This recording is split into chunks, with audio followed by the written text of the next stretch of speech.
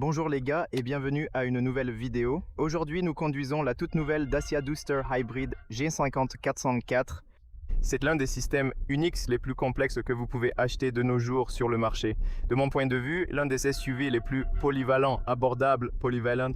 C'est un super vueuse de voiture. Je veux dire, c'est une super voiture à traction intégrale où vous pouvez la conduire en ville, vous pouvez la conduire sur l'autoroute, vous pouvez partir hors route sans aucun problème, sans vous inquiéter de vous gratter, que vous ne pouvez pas sortir de différentes situations. C'est donc ma voiture préférée. Aussi, celui-ci a un hybride G404 que vous pouvez voir ici sur l'arrière 404 hybride. C'est la façon dont vous savez que c'est cette version. Et l'autre est l'hybride 145 qui est beaucoup plus adapté aux personnes qui conduisent la plupart du temps en ville à faible vitesse. C'est très efficace. Celui-ci est un excellent polyvalent. Donc, je vais vous expliquer dans cette vidéo comment il fonctionne, mais je vais avoir des vidéos séparées sur ma chaîne pour différentes situations et je vais aussi avoir où je vous explique exactement comment il fonctionne le système. Et puis dans cette vidéo, nous allons le conduire et je vais vous montrer comment il fonctionne et des trucs comme ça. Il a deux réservoirs d'ailleurs, un réservoir d'essence 50 litres, un réservoir de gaz GPL 50 litres. L'autonomie de la voiture est jusqu'à 1500 km. C'est fou. Il a un moteur électrique à l'arrière installé ici. Il s'agit d'un moteur électrique de 31 chevaux et 87 Nm qui permettent à la voiture de rouler en mode électrique jusqu'à 60% du temps. Et c'est une traction arrière incroyable, une traction arrière fonction électrique pour Dacia. Puis vous avez une batterie de 48 volts, c'est une batterie de 0,84 kWh qui permet à la voiture de rouler en mode électrique. Puis elle a une boîte automatique d'ailleurs. La boîte automatique, c'est une boîte automatique à 6 vitesses, à double embrayage. C'est une boîte humide. Et puis la partie cool, c'est qu'à l'avant, il a un moteur essence de 1,2 litres moteur turbo, 3 cylindres, plus un autre mode électrique. Un petit qui a aidé le système, et oui, c'est un système fou, et gardez également à l'esprit que ce système de traction intégrale, le système 404, a une suspension différente à l'arrière que les autres versions. Il a un multilien indépendant, et à l'avant indépendant, McPherson, 6 grandes suspensions. Nous avons la version voyage ici à l'essai avec des jantes de 18 pouces. Vous pouvez voir ici, mais la version extrême vient avec une jante plus petite, jante de 17 pouces. Je ne sais pas, pour moi celui-ci a l'air génial, mais je pense que plus d'efficacité, mieux pour tout terrain, vous pouvez aller pour 17. Le prix de la voiture d'entrée de niveau, la version Expression, est d'environ 27 500 €. Un voyage et extrême coûte environ 29 000 € selon le pays où vous vivez. C'est l'intérieur, j'adore la version Journey parce qu'elle a ses sièges en matériaux textiles ici, donc vous ne transpirez pas si facilement que vous transpirez sur la version extrême parce qu'elle a ça. Les sièges lavables, ceux-ci sont plutôt bons et aussi confortables. Ici nous avons les pédales, ici vous avez le bouton pour basculer entre GPL, gaz et essence. C'est très simple, il suffit d'appuyer sur ce bouton et il commute automatiquement, vous ne le sentirez même pas. Une chose que vous devez savoir, c'est que lorsque vous conduisez à l'essence, vous avez environ 8 chevaux de plus que vous avez sur l'essence. La puissance totale de la voiture est de 154 chevaux, mais le moteur à combustion interne a 140 chevaux, le moteur électrique à l'arrière a 31 chevaux, et puis vous avez la batterie au milieu. Voici le bouton. Démarrer, arrêter le moteur, c'est simple, on le démarre comme ça. Donc ouais, si vous voulez basculer entre l'essence, vous appuyez sur ce bouton et il bascule sur l'essence. Si vous appuyez sur ce bouton, il rebascule sur l'essence. C'est très simple, très rapide, vous ne le remarquerez pas maintenant. Une autre chose que la voiture est livrée avec ses pédales derrière le volant, ici vous pouvez changer de vitesse manuellement. Donc si vous le tenez comme ça, vous pouvez changer de manuel en permanence. Donc vous avez l'engrenage 1, 2, 3, donc vous pouvez le faire comme vous le souhaitez, vous changez de vitesse. Et vous avez un autre mode, ce qui est intéressant, un manuel temporaire. Vous pouvez donc forcer la voiture à changer de vitesse parfois. Vous le forcez simplement pendant une courte période de temps, ce qui est cool. Je veux dire, c'est génial que vous ayez cette option.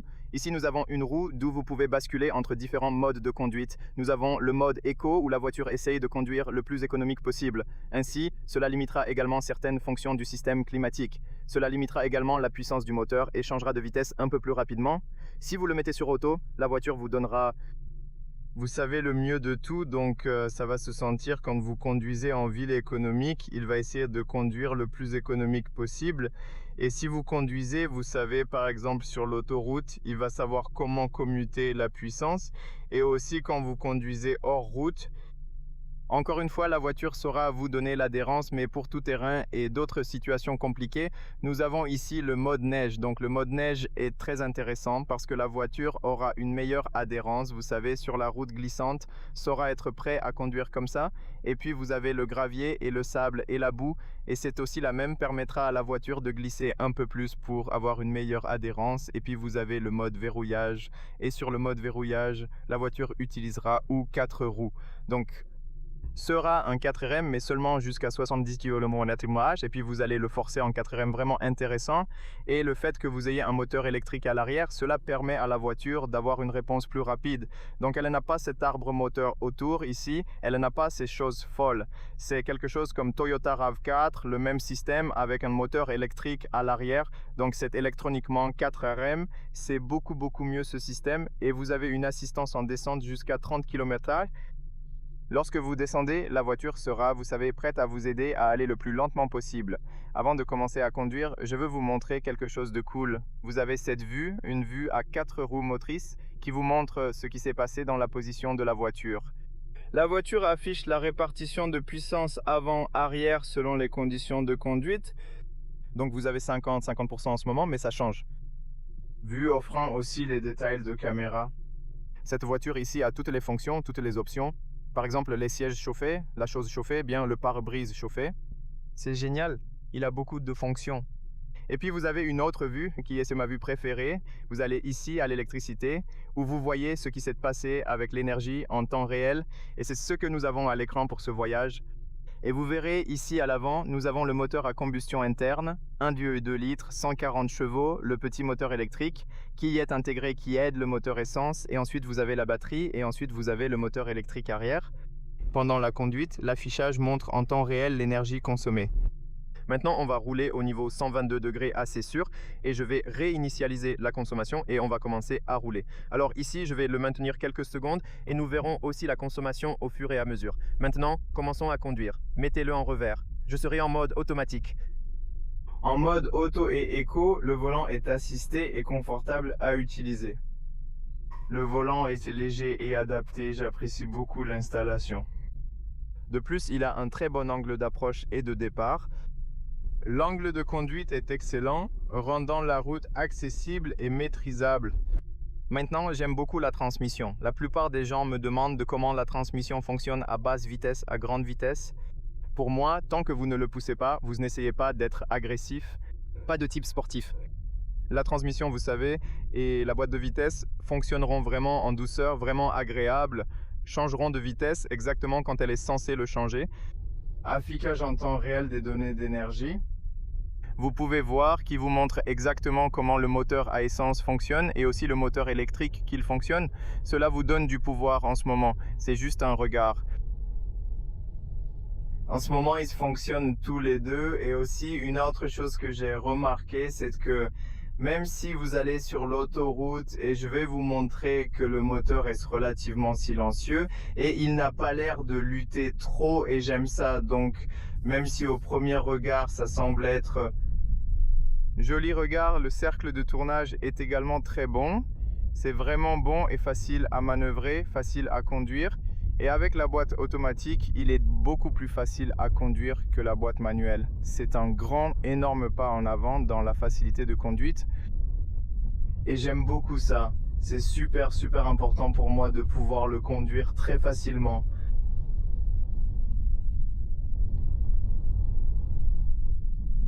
Vous pouvez voir que nous conduisons avec les 4 roues. Et puis vous pouvez voir en temps réel ce qui s'est passé avec l'énergie. De plus, il a un niveau de récupération de l'énergie. Lorsque vous relâchez la pédale d'accélération, la voiture récupère l'énergie dans la batterie. Donc vous lâchez la pédale d'accélération et elle se récupère, mais elle se récupère un peu, je dirais peut-être 5%, quelque chose comme ça. Alors ne vous attendez pas à une récupération énorme parce que la batterie n'est pas si grande, mais attendez-vous à une certaine récupération de l'énergie, ce qui est génial. Je veux dire, vous pouvez vous attendre à un peu de trafic et vous n'allez pas en utiliser autant. Le frein physique, comme vous l'utiliserez uniquement sur un moteur à combustion interne normale, donc probablement vous économiserez aussi quelques disques de frein dans le temps. Peut-être que c'est un petit pourcentage, mais c'est quand même autre chose que ça. Vous savez, quand vous roulez comme 40, vous avez l'air comme 50 km/h. Il roule extrêmement agréable, extrêmement doux. J'adore la façon dont il fonctionne. C'est vraiment silencieux. Ce moteur à 3 cylindres, il est plus bruyant quand il est assis que quand il conduit. C'est ce que j'ai remarqué. Lorsque vous restez immobile et que vous ouvrez le capot, vous pouvez entendre le moteur car c'est un 3 cylindres, il a une certaine vibration. Mais quand vous commencez à le conduire, il se mélange simplement avec tout et il fonctionne plutôt bien, plutôt doucement et agréable. Maintenant qu'il y a beaucoup de bosses et de trous ici dans ce pays, et cette voiture, elle est parfaite pour ce type de pays, pour ce type de route, parce que vous pouvez aller sans aucun problème. Maintenant, la suspension est différente. Multilink à l'arrière, bonne suspension indépendante. Et vous avez aussi McPherson Independent sur le front. Excellente suspension, assez bonne configuration et le confort est assez bon. Je ne me plaindrai pas de ça. Donc la plupart des petites bosses moyennes se portent très bien. Vous voyez maintenant qu'il se récupère un peu. J'appuie sur le frein. De plus, les pédales et les freins sont assez bons et doux et le système fonctionne dans l'ensemble relativement en douceur.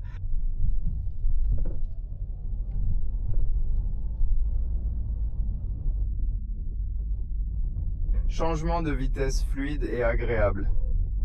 Je vais avoir une vidéo où je ferme la gueule et je conduirai juste et vous pourrez entendre le système fonctionner. Alors regardez sur la chaîne. Donc oui, jusqu'à présent, nous n'avions pas trop d'énergie dans la batterie parce que nous utilisions le système de climatisation avant de commencer à conduire. Mais quand la voiture va commencer à se charger un peu plus, vous verrez qu'elle va commencer à rouler davantage en mode électrique. Il est capable de conduire jusqu'à 60% du temps en mode électrique en ville. Sinon, le volant ou la poignée, tout semble super facile à conduire. Vous avez une position de conduite haute, des sièges très confortables, assez larges et grands. Donc de ce point de vue, je n'ai rien à me plaindre. Excellente position des écrans. Nous en avons parlé lors de la conduite précédente de la Duster, mais maintenant avec la transmission automatique, je pense que cela rend votre vie beaucoup plus facile. C'est super facile de se déplacer et voiture agréable et pratique. Conduite tout-terrain ou sur autoroute, aucun problème en ville.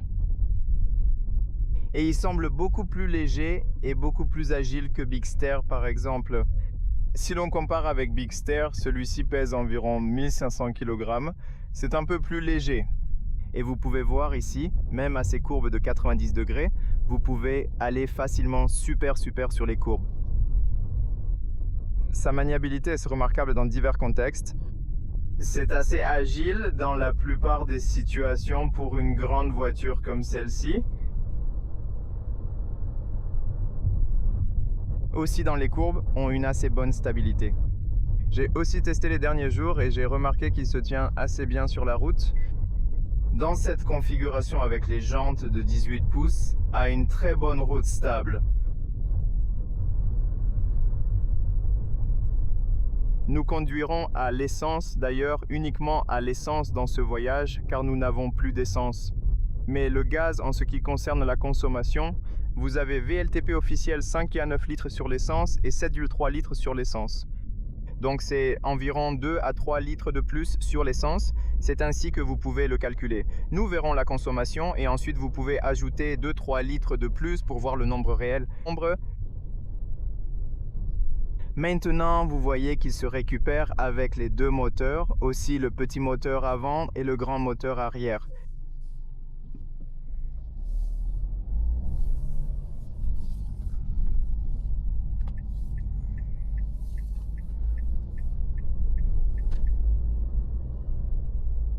Waouh, comme c'est sympa, comme ça change en douceur. Tant que vous conduisez normalement et que vous n'essayez pas de le pousser et de l'accélérer plus fort, c'est changer de vitesse extrêmement fluide, extrêmement agréable. J'aime beaucoup ça.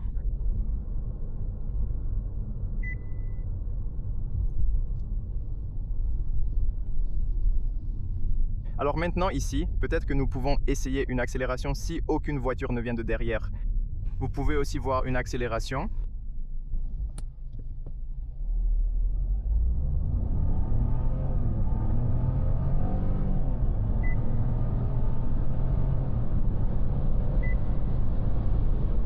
Passage de 0 à 100 impressionnant. Très doux, très calme, très agréable changement. C'est environ 10 secondes 0 à 100. Mais vous savez, ce n'est pas une voiture sportive. Il est plus fait pour être efficace, pour être pratique.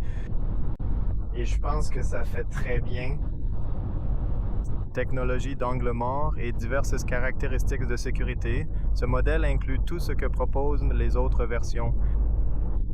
Avec un régulateur de vitesse classique, assistance à voix, mais pas de version adaptative. Les Bigster ont toutefois le régulateur de vitesse adaptatif. Et je l'ai testé et vous pouvez le voir dans une autre vidéo. Oui, effectivement, je veux dire pour le prix qu'ils vendent, c'est plus que bien. Maintenant, vous voyez, on récupère l'énergie avec les deux moteurs électriques et je n'appuie pas sur le frein. Maintenant, j'appuie sur le frein et probablement on récupère encore plus. Et vous voyez ce qui se passe là-bas, les freins sont bien, ils sont assez raffinés, qui commencent juste à rendre la voiture un peu plus raffinée. J'aime ça, donc ils ne se sentent pas si gros comme avant, comme si vous n'entendiez pas de bruit. Cela ne ressentait pas de sentiments étranges. Cela semble être un peu plus doux, ils deviennent un peu meilleurs pour rendre les voitures plus douces. Maintenant, vous voyez la traction avant d'accélérer. Gagner la vitesse 100 km/h et nous conduisons à la traction avant et vous pouvez voir le moteur électrique.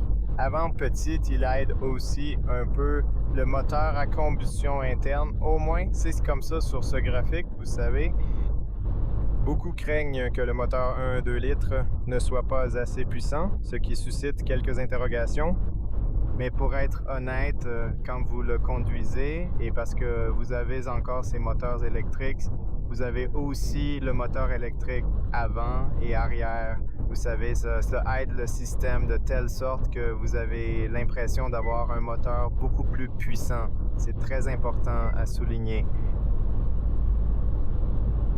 Maintenant, en roulant à 100, en retard ou gardons-le à 100 km/h, il ne semble pas que le moteur soit trop en difficulté. Je veux dire, il semble qu'il fonctionne à des tours inférieurs. Je ne l'entends pas, donc ce n'est pas trop de bruit ou pas trop de vibration à 100. Uniquement le bruit du vent d'extérieur. Donc, du point de vue de la forme de la voiture et du vent, vous entendrez un peu de vent. Ainsi, c'est l'isolation phonique et l'aérodynamique de la voiture peut être améliorée. Il pourrait le rendre un peu plus lisse, mais ce n'est pas le but de la voiture. Le but de la voiture est d'être hors route et agressif. Écoute, tu sais, ils n'essaient pas de faire le tour et tu sais, donc ouais. En raison de ce look super agressif, vous avez un certain inconvénient lorsqu'il s'agit d'isolation phonique sur l'autoroute. Mais sinon, la stabilité, c'est vraiment bon. J'ai testé aussi hier à des vitesses super élevées, 140 encore plus. Et la stabilité, c'est vraiment bon sur l'autoroute à grande vitesse.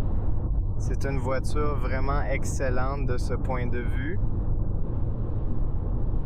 Vous verrez qu'à grande vitesse, la plupart du temps, plus de 90 km ou 80 km/h, la voiture roulera avec le moteur à combustion interne en traction avant.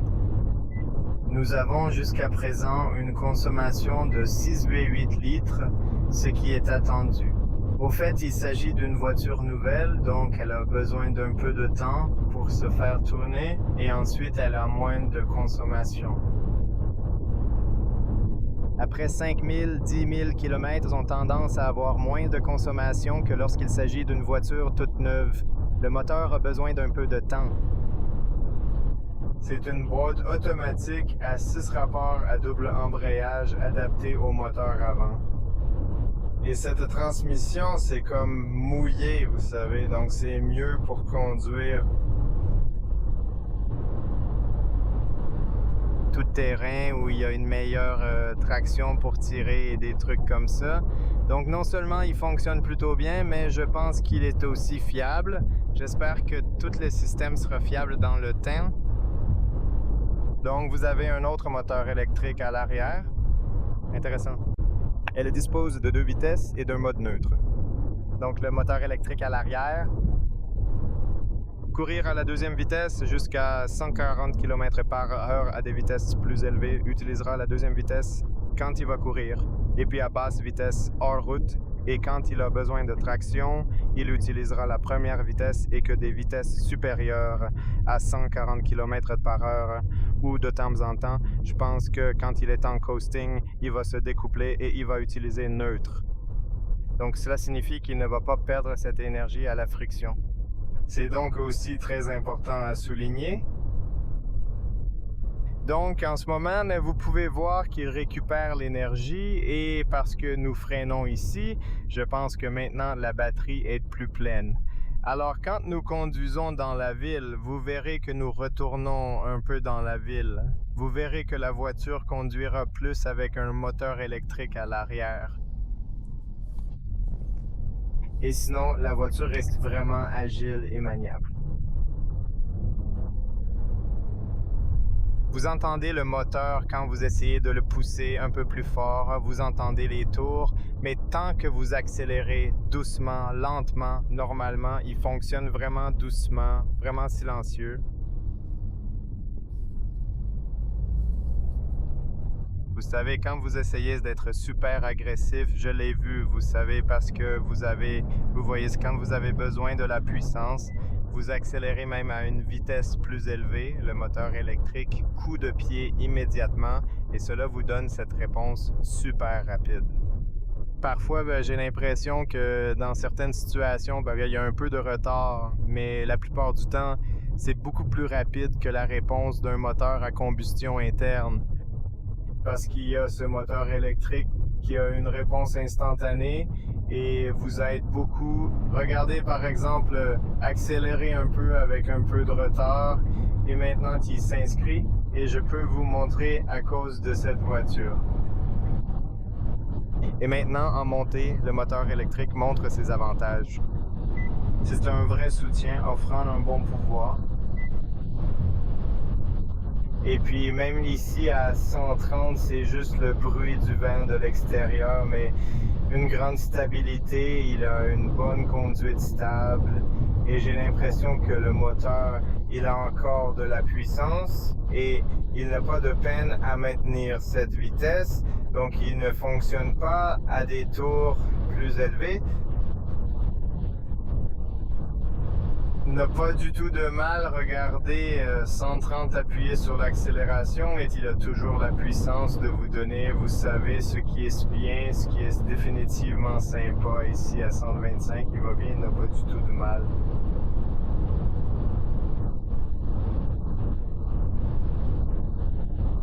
Court vraiment bien. Quoi qu'il en soit, nous sortirons, nous irons en ville.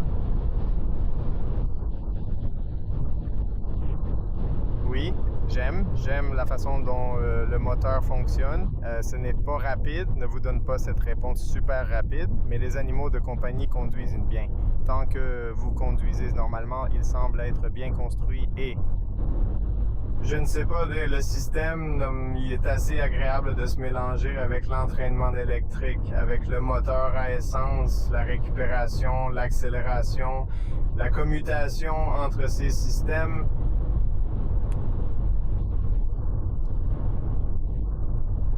Bien sûr, à l'avenir, ils vont probablement l'améliorer encore davantage. Ils le rendront beaucoup plus réactif, mais probablement beaucoup plus doux. Mais pour le moment, et pour la première fois quand ils font ça, mec, c'est bien et c'est vraiment bien.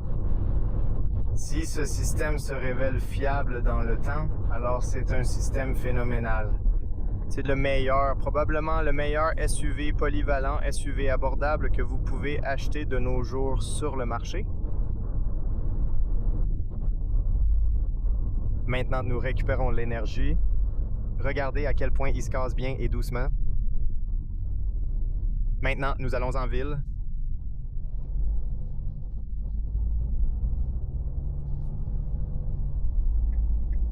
L'isolation du moteur à la cabine a également été améliorée. Il semble être plutôt bon.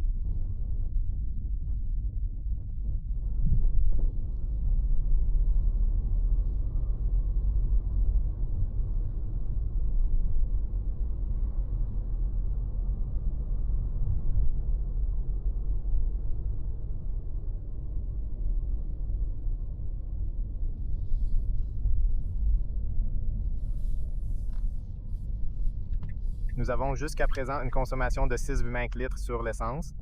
Si nous allons conduire à l'essence, il sera probablement de 2 à 3 litres de plus pour le même voyage. Donc 6,5, nous ne sommes pas si loin de 5 ou 9 litres VLTP.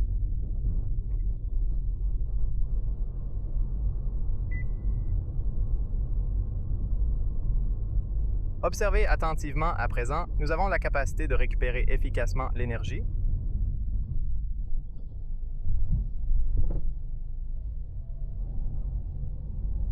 Et nous conduisons avec les deux et aussi le moteur électrique.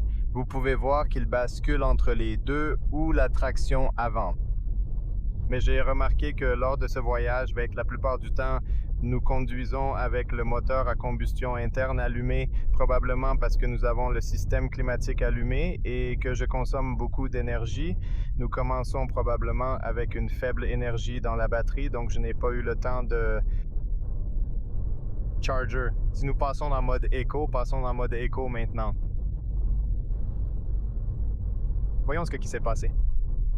Je note un détail intéressant. Ce système semble privilégier un changement de vitesse plus rapide et fluide. Il réduit la puissance des autres appareils électroniques. Et je suis curieux si nous allons essayer de conduire davantage en électrique ou c'est juste la même chose.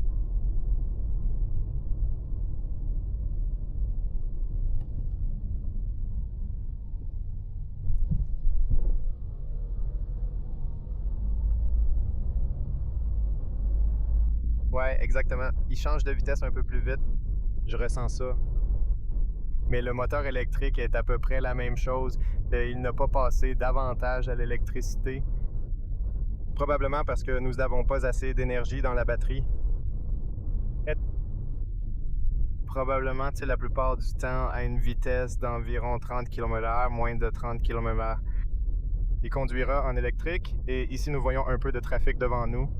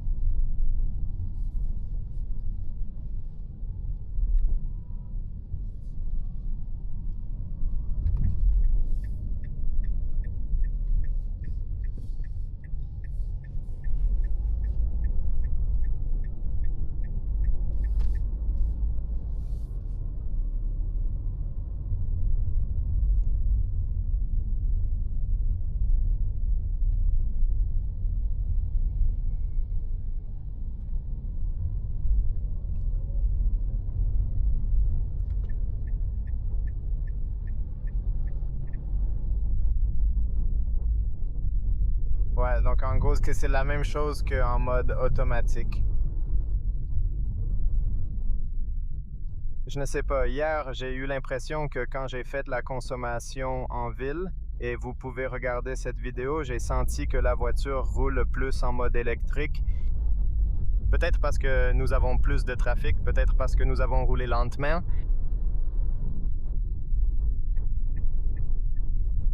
Mais je pensais que de temps en temps, nous conduisons uniquement à la traction arrière. Essayons ici, si je conduis assez lentement.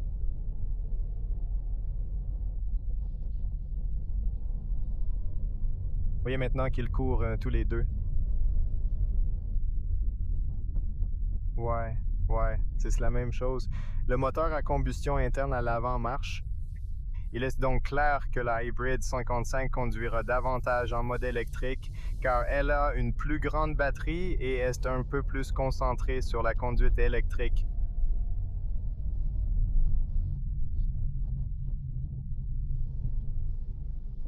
Quoi qu'il en soit, essayons de garer ici.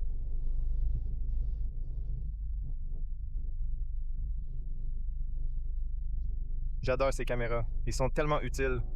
Livrés également avec des capteurs de stationnement avant-arrière, ce qui est génial. Vous pouvez donc garer la voiture très facilement, la mettre au parking et voilà, 6-5 litres, c'était de la consommation pour nos voyageurs. C'est donc ce à quoi vous pouvez vous attendre.